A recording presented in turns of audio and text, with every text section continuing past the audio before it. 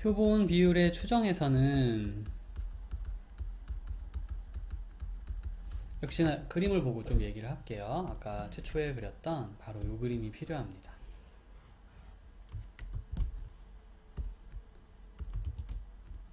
그러니까 이 시스템을 아예 머릿속에 넣고 댕겨야 돼. 사람들이 이런 느낌으로 만들었다는 거. 표본 비율의 추정에서는 표본 비율을 가지고서 모 비율 P가 얼마인지를 추측해 내겠다는 건데, 다들 열심히 추측하려고 이제 샘플을 뽑아서 여기다 다 이렇게 답을 구해 놓는단 말이야.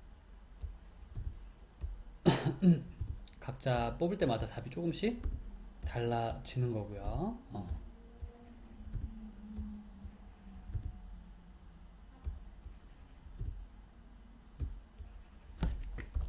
다들 열심히 이제 얘를 추측하기 위해서 일을 하는 거야. 이때 P 햇이 오차라는 게 있을 수 있잖아. 이게 내가 지금 뽑은 이 사람이 얘랑 똑같니? 완전 다를 수 있어요.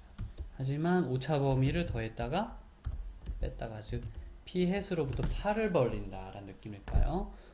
P 햇으로부터 이만큼씩 오차, 뒤로 오차 감안해서 팔을 쫙 벌려줘. P 햇이. 그러면 그 사이 어딘가에 P가 좀 있었으면 좋겠다는 거예요. 그럼 맞춘 걸로 쳐주겠다는 거야. 그러니까 최소한 너가 정확하진 않아도 이만큼 팔을 벌려서 그 사이 어딘가에 P가 들어 있다면 잡은 걸로 쳐줄게. 너가 잡은 거야.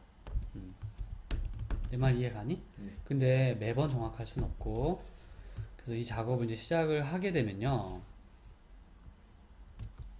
어떨 땐 그 빨간 점 P가 범위 안에 들어왔다가, 어떨 땐 범위 밖으로 훅 하고 나갔다가 들어왔다가 나갔다가 들어왔다가 이렇게 반복해요.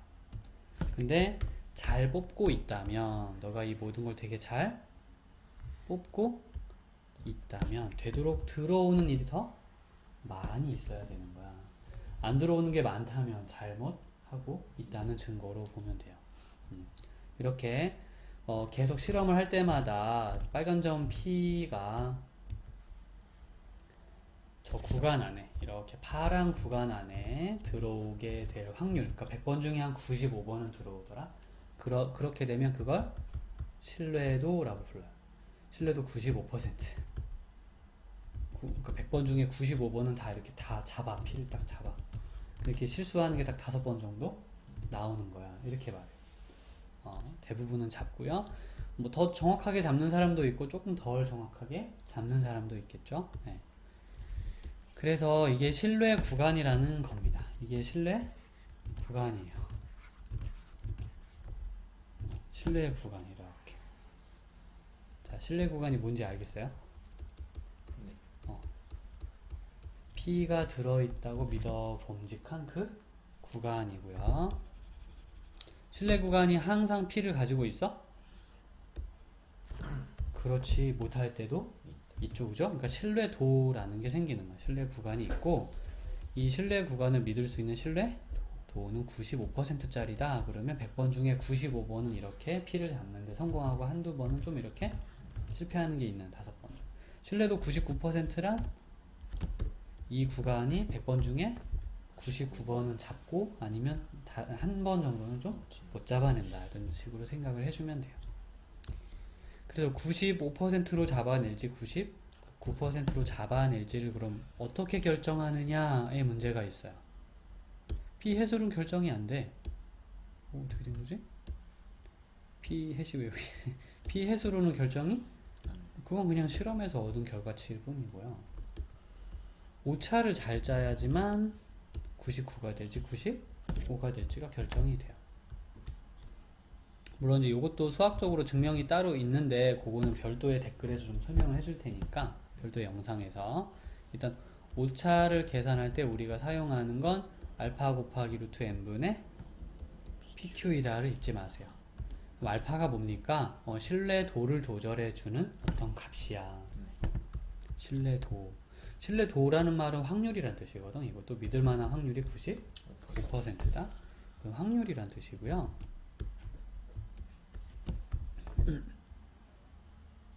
사실 이 알파란 이런 값을 말해요.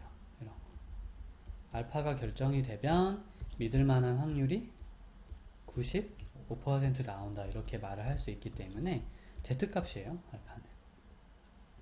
알파는 곧 Z값 중에 하나다 이렇게 보면 되겠고, 여기를 95로 잡고 싶으면 95가 되게 하는 알파를 골라 1.96이고요 99%가 되게 하고 싶으면 99%가 되게 한 알파를 골라 2.58이야. 근데 요새는 이렇게 외우는 게 아니고 책에다 알려줘. 가끔 1.96 반올리면서 2라고 써놓는 경우도 있어. 그러니까 무조건 1.96이라고 해도 또 틀릴 수도 있어. 그러니까 너무 억지로 외우지 말고 이제 책 보면서 결정을 해주면 돼요. 그 표시를 보면서 조금 애매모호할 거야 처음에는. 그리고 이제 수학적 증명도 정확하게 지금 안 한 상태야. 그냥 오차가 뭔지 갑자기 설명해 들어갔고 조금 어리둥절할 수 있어. 근데 쌤의 수업은 좀 거꾸로 수업이잖아. 그래서 일단 사용해 본 다음에 기계적인 사용법을 익힌 다음에 그 다음에 비하인드 스토리들을 좀 더 얘기해 가도록 할게요. 알파는 뭐다? 신뢰도를 결정하는 알파인데, 그래서 그냥 신뢰도 알파라 그래. 이 말 때문에 헷갈리는 경우가 많거든. 신뢰도 95%면 이게 알파냐? 알파도 신뢰도라며? 아니다. 뭐가 다른 거야? 그러니까 신뢰도 95%가 되게 도와주는 알파를 줄여서 신뢰도 알파라고 부를 수도 있는 거야. 이 95%가 알파다 이런 뜻이 아니고, 알파 값은 틀려요? 95%에 해당하는 알파는 1.96 이렇게 말을 했었으니까. 계속한다. 지지율 알아보기 위해 225명 대상으로 했더니 144명이 지지한다고 했다. 이게 바로 표본 비율 225분의 144. 이건 15제곱에 12제곱이네요. 이따가 뭐 어디 쓸 일이 있으려나? 95% 신뢰의 구간을 구하라. 그럼 이제 모비율 P는 얼마인지 몰라. 지금 표본 비율만 좀 알아낸 상태야.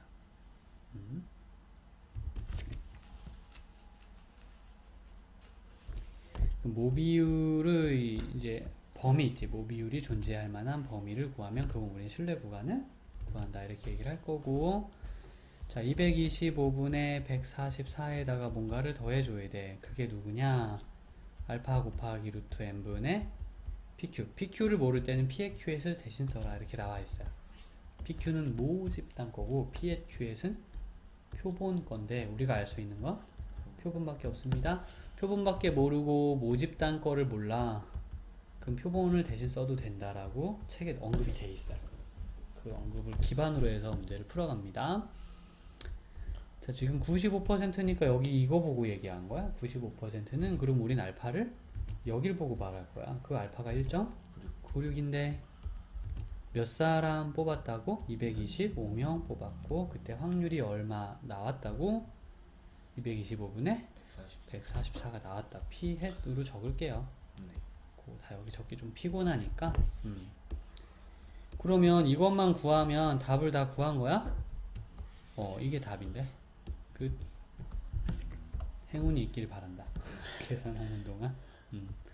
99%는 뭐 달라질 거 있나? 똑같이 써두는데 요 자리가 2.5. 그치, 여기 2.58로 해주셨으니까 그걸 적어주면 되겠어요. 어렵나요? 수업 끝. 됐다. 이거 풀어야 되나? 막 이런 고민도 한다. 그래서 당도가 11브릭스 이상인 상품이 좋다 이렇게 말을 했고요. 이게 확률이 아닌데 100개를 추출해서 20개 정도가 나온다. 즉 P 햇 값이 100분의 20, 5분의 1, 0.2가 된다라는 얘기예요. 좋아. 그럼 그 실제로 이제 우리 100개 중에서는 한 이만큼 있는데, 그럼 내가 가진 뭐 한 10,000개인지 20,000개인지 30,000개인지 모르겠지만 그 안에는 11브릭스 이하, 이게 이제 그 당도 측정 기준이거든. 그러니까 단맛이 좀 덜한 거지. 11브릭스보다는 덜 달콤한 수박 몇 개나 될까? 이게 이제 가격과 연결되니까 내가 얼마를 이제 책정하고 벌 수 있을까를 예상하는데 도움이 될 수 있어요. 네, 20개. 그럼 P 햇 플러스 알파 루트 n분의 P 햇 Q 햇. 원래 PQ라고 되어 있으나 정식 P를 알 수 없는 상태에선 P를 갖다 쓸 수 없기 때문에 뭘 해줄 수 있다? 이런 식으로 P 햇을 대신 사용해도 좋다라는 허락을 받고 가는 거예요. 이게 맘대로 하는 게 절대 아니랍니다. 방금 얘기한 걸 몰라버리면 책을 읽기가 상당히 곤란해질 때가 있어요. 왜 정보가 없지? 나더러 문제를 어떻게 풀으라는 거야? 이런 질문을 하게 돼요. 그래서 방금 얘기한 이론을 깨알같이 여기 책에 적혀 있는데 꼭 찾아가지고 읽어놔야 돼요.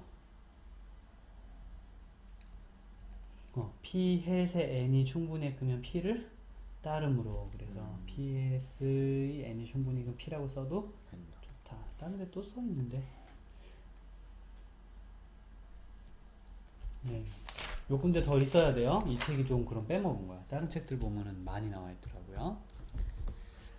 이 책에 나와 있어. 쌤이 쓰는 책에는. 자, 여기다 그럼 넣으면 되겠네. 여기는 0.1을 넣고요. 알파 값은 95%니까 1.96을 넣고요. 루트하고 n은 100을 넣고요. P의 Q에는 0.2에 0.8을 넣죠. 끝. 계산 잘 할 수 있어? 정말? 다들 힘들어 하더라고요. 왠지 소수자리가 좀 오랜만에 많다 보니까요. 친하게 지내시고요. 자, 쌤이 한번 샘플 보여줄게요. 0.16에 100이 있는 거예요. 그럼 16에 100에 제곱이 있는 상태이죠. 맞냐? 네. 웬만한 소수 좀 없으면 좋아요. 그럼 100분의 4 되겠네. 1.96이 있는데, 자, 여기서부터는 건투를 빈다. 진짜 한 번 정도는 계산해줘야 돼요. 그 얘도 너무 똑같아서 좀 제껴둘게. 네.